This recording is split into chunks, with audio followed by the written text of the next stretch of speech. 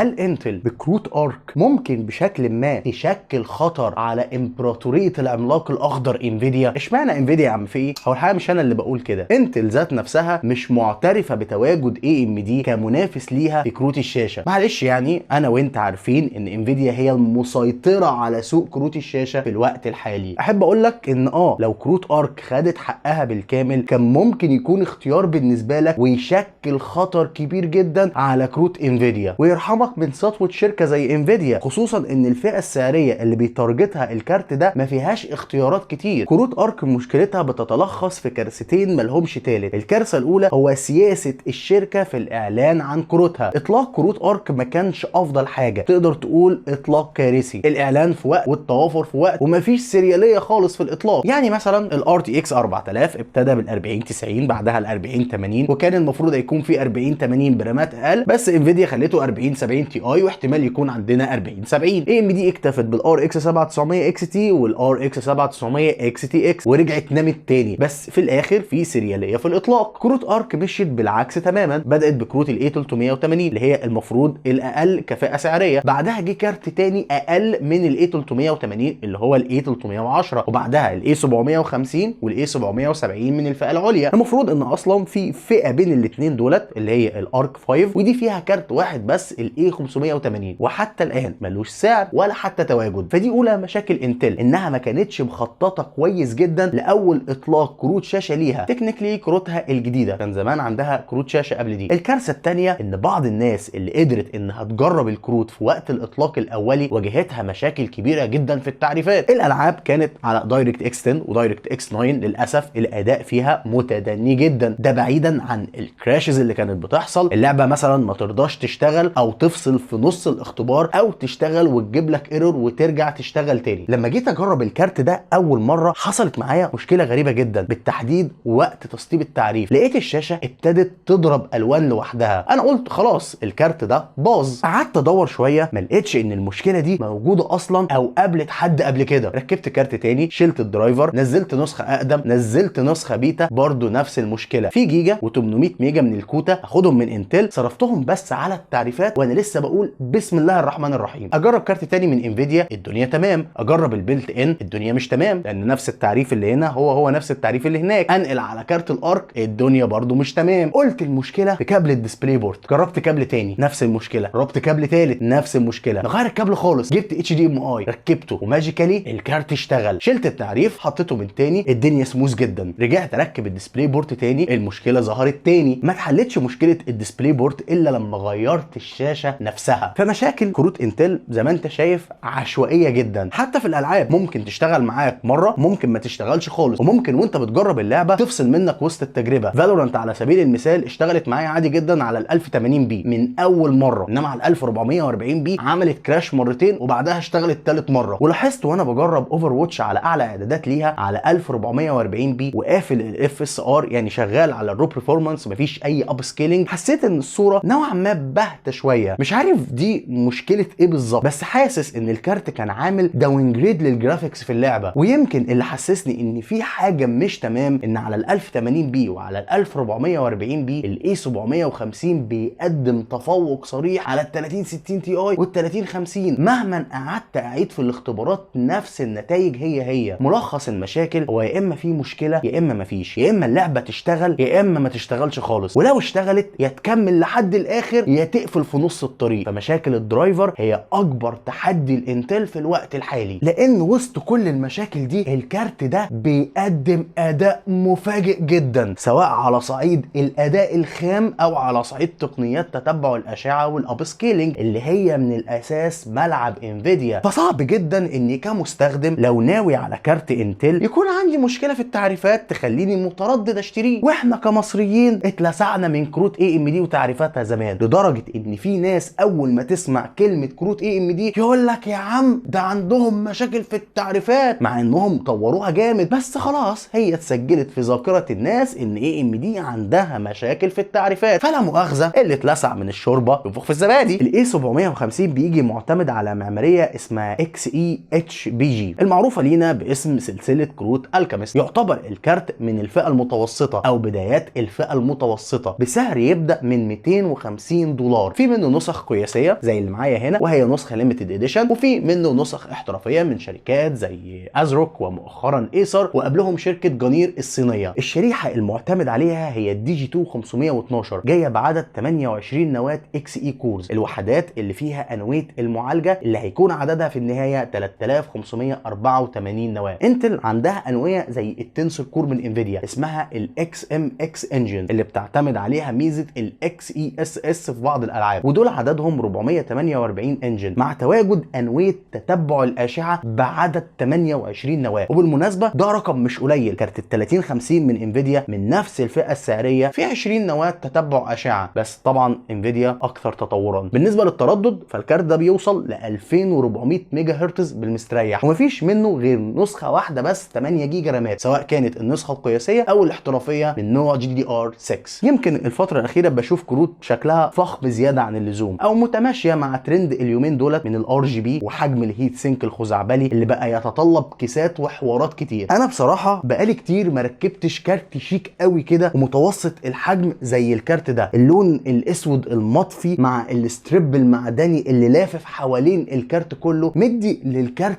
اناقه غير طبيعيه. ارتفاعه اقل من 2 سلوت وطوله 28 سم وبيحتاج كابلين باور، واحد 6 بن والتاني 8 بن، يعني اقل من باور 500 واط على مواصفات متوسطه ما ينفعش، هيكون اكتر من كفايه لو 500 او 550 واط زي ال 3050 اللي هيكون الكارت اللي هقارن اداؤه مع اداء الاي 750. كفاءه سعريه الاثنين واحد، الاي 750 هو وال 3050 المفروض يقدموا اداء موازي، ولكن مش ده الواقع. عشان اوضح لك الموضوع انا هاخد الالعاب حاله حاله، بمعنى اني مش هعمم متوسط الالعاب زي ما بعمل كل مره، والسبب هو عدم استقراريه التعريفات في بعض الالعاب اللي بتخلي الكارت ينزل في ادائه من 30 ل 45%. يعني مثلا في لعبه شادو اوف ذا توم بريدر اللي اصلا لعبه بتفضل كروت انفيديا، ولكن عشان معتمده على مكتبه دايركت اكس 12 بشكل كبير جدا الاي 750 كان احسن ب 18% اللي هم 19 فريم، على العكس في لعبه جي تي اي 5 اللعبه دي معتمده اعتماد كلي على مكتبه دايركت اكس 11،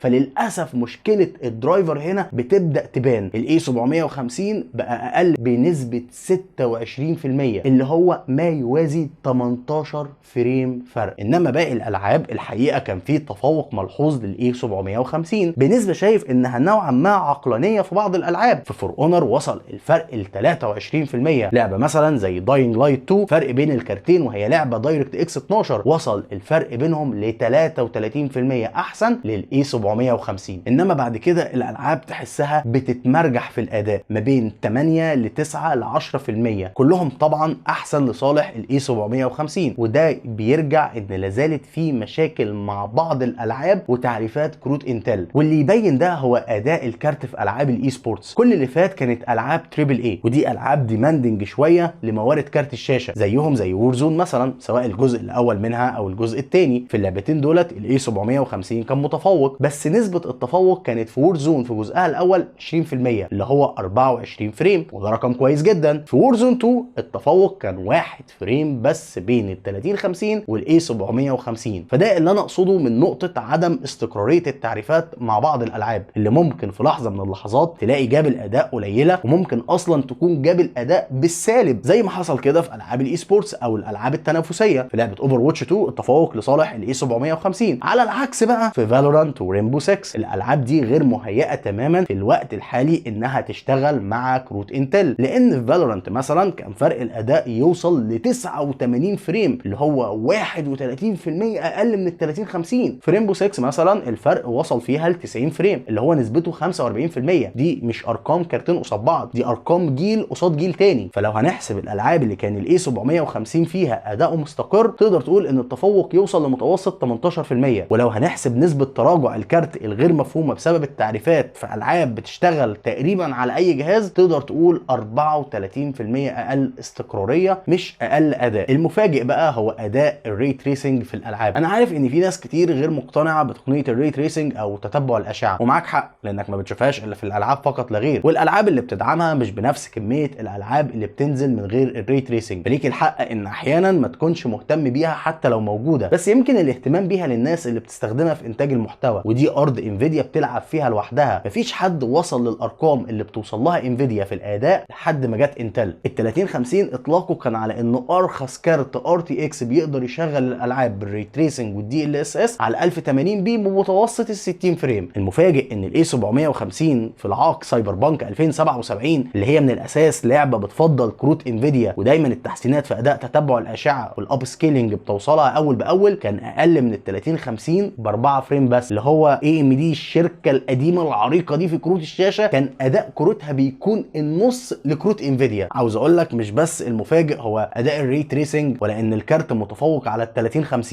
المفاجئ ان الاي 750 وهو بسعر يبدا من 250 دولار اللي هو اقل من ال 3060 وال 3060 تي اي بيقدر يشغل الالعاب على 1440 بي بارقام كويسه جدا. يعني لو انا عاوز اعمل تجميع 2K وهضحي بشويه اعدادات وهشتغل على تقنيات الاب سكيلينج اللي موجوده في كل الالعاب بسهوله شديده جدا، ممكن العب العاب على 2K من غير ما تكلف فلوس كتير، سواء كانت اي سبورت او تريبل اي، من غير ما تفرتك لي المحفظه.